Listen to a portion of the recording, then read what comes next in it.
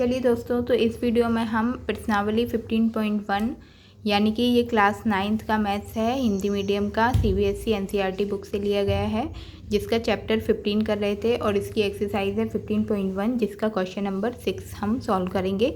तो इससे पहले की वीडियो में हमने क्वेश्चन नंबर 5 तक का सॉल्व कर दिया है। तो अगर आपने वो वीडियोज़ नहीं देखी हैं तो एक बार मेरे प्लेलिस्ट में जाकर उन वीडियोज़ को देख सकते हैं, आपको सारे क्वेश्चनों के सॉल्यूशन मिल जाएंगे। तो इस वीडियो में हम 15.1 का क्वेश्चन नंबर 6 को सॉल्व करते हैं। तो एक बार क्वेश्चन को रीड कर लेते हैं, उसमें क्या पूछा गया है। तो ये प्रोबेबिलिटी हमारा ये चैप्टर चल रहा था, तो इसका 60 नंबर का क्वेश्चन है। इसमें बोला है अध्याय 14 की सारणी 14.7 लीजिए, जिसमें पहला पार्ट है इसका, गणित की परीक्षा में एक विद्यार्थी द्वारा 20% कम अंक प्राप्त करने की प्रायिकता ज्ञात कीजिए। और इसका दूसरा पार्ट है, एक विद्यार्थी द्वारा 60 या इससे अधिक अंक प्राप्त करने की प्रायिकता बता दीजिए। तो इसमें हमें सारणी बोली है अध्याय 14 का सारणी 14.7 यानी कि चैप्टर 14 का ये हमने निकाल रखी है। ये पेज नंबर 300 पर दिया गया है, उदाहरण 7 यानी कि 14.7 सारणी। तो ये सारणी का यूज़ करके हमें वो क्वेश्चन सॉल्व करना है। तो मैंने ये सारणी इधर बना रखी है। तो क्वेश्चन अकेला हमें पूछा गया है कि गणित की परीक्षा में एक विद्यार्थी द्वारा 20% कम अंक प्राप्त करने की प्रायिकता ज्ञात कीजिए। तो हमने ये सारणी बना ली। अब जब आप वो 14.7 की सारणी का क्वेश्चन पढ़ेंगे तो उसमें जो अंक दिए गए हैं, ये जो हमें अंक दिए गए हैं ये भी 100 में से ही दिए गए हैं। और हमें क्वेश्चन में भी पूछा जो गया है कि 20% से कम अंक, तो प्रतिशत भी हम 100 में से ही निकालते हैं। तो मतलब कि जितना प्रतिशत में से हमें पूछा गया उतना ही अंक को भी हम मान के चलेंगे। तो जो हमें प्रतिशत में तो दिए नहीं गए हैं ये, तो जो हमारा प्रतिशत 100 में से होता है और ये अंक भी हमें 100 में से दिए हैं, तो इनको हम प्रतिशत के रूप में भी मान के चल लेंगे। ठीक है, तो 20% से कम अंक बोले हैं, तो ये 20% से कम किस में आ रहा है, 0 से 20 तक के अंदर आ रहा है। 20 या उससे कम वाले होना चाहिए, तो 20 के अंदर आ रहे हैं। तो ऐसे विद्यार्थी कितने हैं, 7। तो अब इसको लिखने का तरीका पहले लिख लेंगे कि कुल विद्यार्थियों की संख्या, ये हमें उस सारणी के क्वेश्चन में दिया गया, कुल विद्यार्थियों की संख्या हमें 90 दी गई है। तो कुल विद्यार्थियों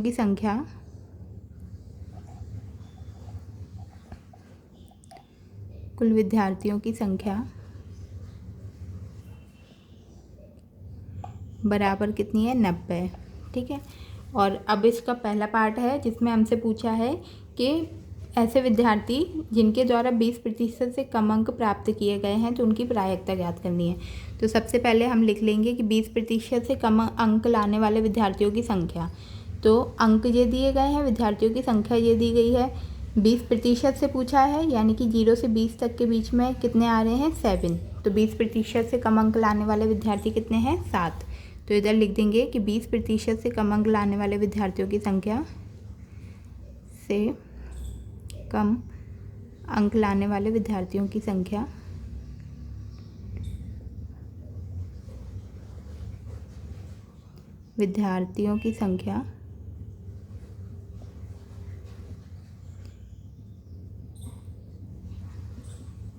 बराबर 7 हमें पता है, और कुल विद्यार्थियों की संख्या 90 है।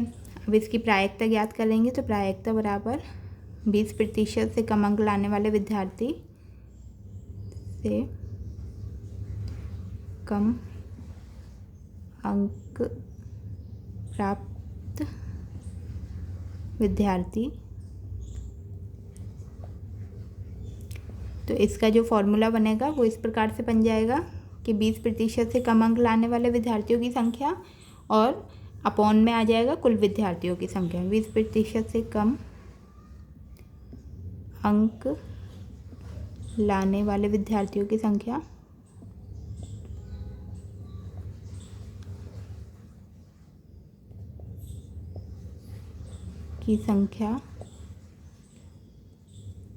बटे में कुल विद्यार्थियों की संख्या। अब बताओ क्या क्या करना है।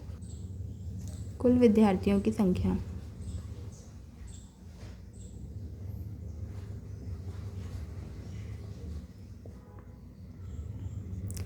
बराबर, ये थी हमारी 7 और बटे में 90। तो ये किसी के पहाड़े से, एक ही पहाड़े से नहीं कट रहा है, तो ये 7/90 इसका पहले का आंसर आ गया। अब इसका सेकंड पार्ट करते हैं। दूसरे इसके सेकंड पार्ट में पूछा है कि इस प्रकार से इसका सेकंड पार्ट कि एक विद्यार्थी द्वारा 60 या इससे अधिक अंक प्राप्त करने की प्रायिकता ज्ञात कीजिए। तो देखिए 60 या इससे अधिक यानी कि 60-70 वाले विद्यार्थी भी आएंगे और 70 से या उससे अधिक वाले विद्यार्थी आएंगे, क्योंकि 60 या उससे अधिक पूछा है तो 60 से 70 और 70 या उससे अधिक। तो पहले हम इन दोनों का टोटल कर देंगे और फिर इसकी प्रायिकता निकालेंगे। तो इसको इस प्रकार से लिख देंगे कि 60 या उससे अधिक अंक प्राप्त करने वाले विद्यार्थी, उससे अधिक अंक प्राप्त करने वाले विद्यार्थी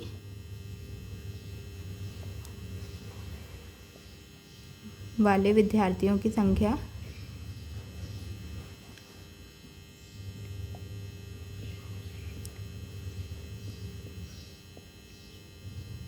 बराबर, ये दोनों को ऐड कर देंगे 15 + 8, तो ये आ जाएगा 23।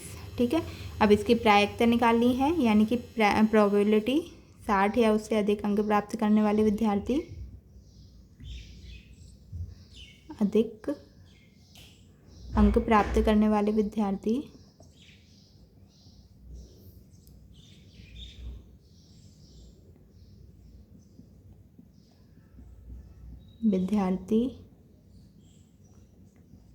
बराबर, इसका सूत्र जो बनेगा वो इस प्रकार से बनेगा, 60 या इससे अधिक अंक प्राप्त करने वाले विद्यार्थियों की संख्या बटे में कुल विद्यार्थियों की संख्या। अंक प्राप्त करने वाले विद्यार्थियों की संख्या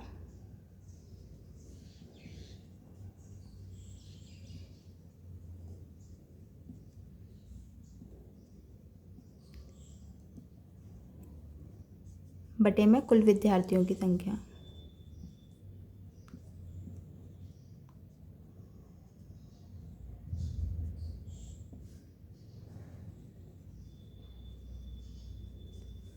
तो ये आ जाएगा 23/90। ये भी किसी एक पहाड़े से नहीं कट रहा है, तो इतना हमारा आंसर आ जाएगा। तो यहाँ पर हमारा क्वेश्चन नंबर 6 कंप्लीट होता है। क्वेश्चन नंबर 7 को एक बार पढ़ लेते हैं। तो चलिए, क्वेश्चन नंबर 7 इस प्रकार से है कि सांख्यिकी के बारे में विद्यार्थियों का मत जानने के लिए 200 विद्यार्थियों का सर्वेक्षण किया गया। प्राप्त आंकड़ों को नीचे दी गई सारणी में लिख लिया गया है। तो ये सारणी दी गई है, पसंद करते हैं जो 135 विद्यार्थी हैं, पसंद नहीं करते वो 65 हैं। तो हमें प्रायिकता निकालनी है, सांख्यिकी पसंद करता है और दूसरा सांख्यिकी पसंद नहीं करता। तो सबसे पहले हम क्या लिख देंगे कि टोटल विद्यार्थियों की संख्या। तो जो क्वेश्चन में भी हमें 200 दी गई है, अन्यथा आप इसको भी ऐड कर सकते हैं, तो इससे भी पता चल जाएगी। तो इधर हम लिख लेंगे विद्यार्थियों की संख्या, विद्यार्थियों की कुल संख्या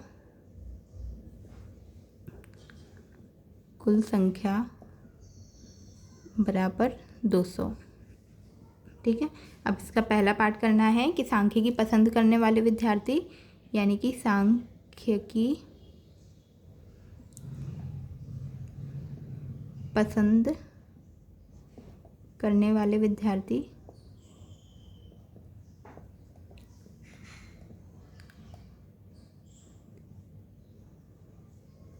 विद्यार्थियों की संख्या कुल संख्या बराबर 135। ठीक है, तो इसकी प्रोबेबिलिटी निकालनी है, यानी कि सांख्यिकी पसंद करने वाले विद्यार्थी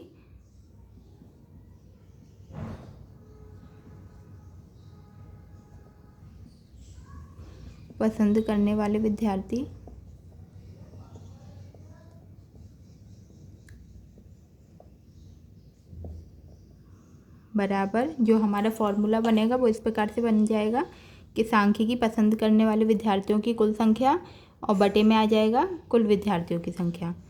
तो सांख्यिकी पसंद करने वाले विद्यार्थियों की कुल संख्या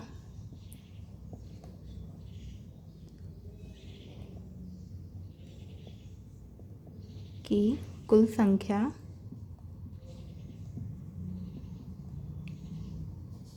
बटे में हो जाएगा विद्यार्थियों की कुल संख्या।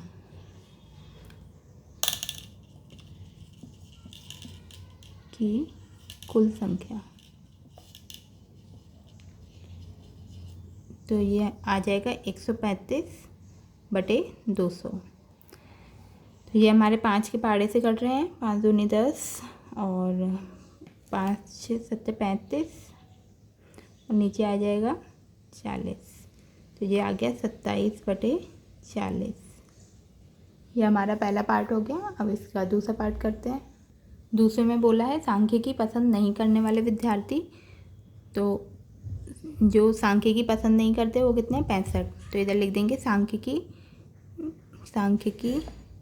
पसंद नहीं करने वाले विद्यार्थी, पसंद नहीं करने वाले विद्यार्थी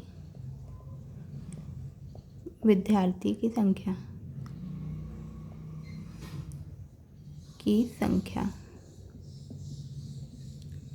बराबर कितनी है, 65। अब इसकी प्रायिकता निकालनी है। तो प्रोबेबिलिटी सांख्यिकी पसंद नहीं करने वाले विद्यार्थी,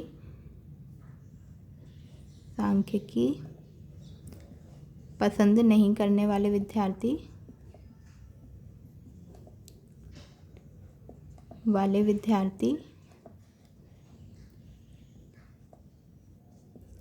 बराबर, जो इसका फॉर्मूला बनेगा वो इस प्रकार से बनेगा कि सांख्यिकी पसंद नहीं करने वाले विद्यार्थियों की संख्या अपॉन कुल विद्यार्थियों की संख्या। तो सांख्यिकी पसंद नहीं करने वाले विद्यार्थियों की संख्या, नहीं करने वाले विद्यार्थियों की संख्या